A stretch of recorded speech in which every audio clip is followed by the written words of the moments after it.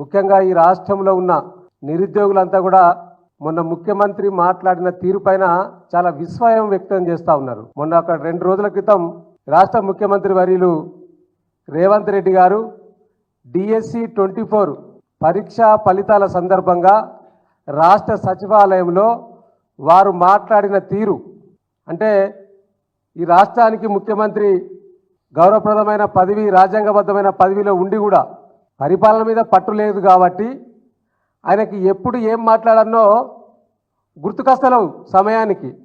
పాపం రాసిచ్చేటోళ్ళు కూడా పక్కపొంటి సరిగా లేనట్టున్నది.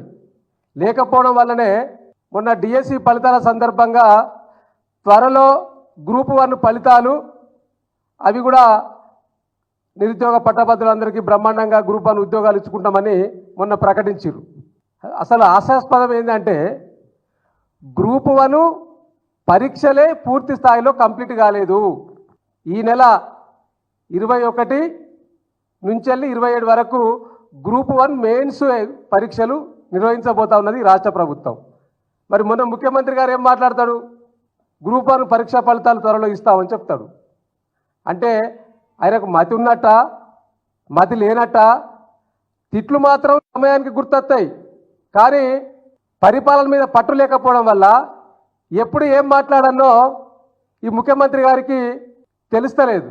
పరిపాలన పట్టు ఉంటేనో కొద్దిగా మతి ఉండేది. ఆ పట్టు లేకపోవడం వల్ల ఇవాళ ఇట్లాంటి వాక్యాలు చేస్తూ ఉన్నారు. దానికి సంబంధించిన ఒక చిన్న వీడియోను మీ ద్వారా నేను ఈ రాష్ట్రంలో ఉన్న నిరుద్యోగ సమాజం అంతా కూడా తెలుసుకోవాలి. నేను గతంలో కూడా ఈ అంశం మీద ట్వీట్ చేయడం జరిగింది.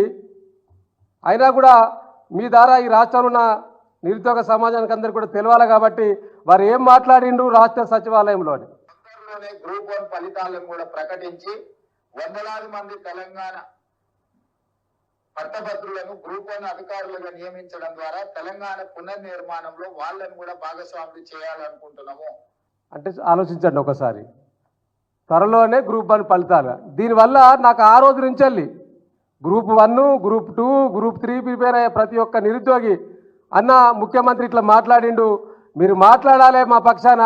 గింత సోయి తప్పిన ముఖ్యమంత్రి రాష్ట్రానికి ఉండడం మనం చేసుకున్న దౌర్భాగ్యం అన్నా చెప్పి ఇలా నిరుద్యోగులు వాపోతున్న సందర్భం కూడా కనిపిస్తూ ఉన్నది.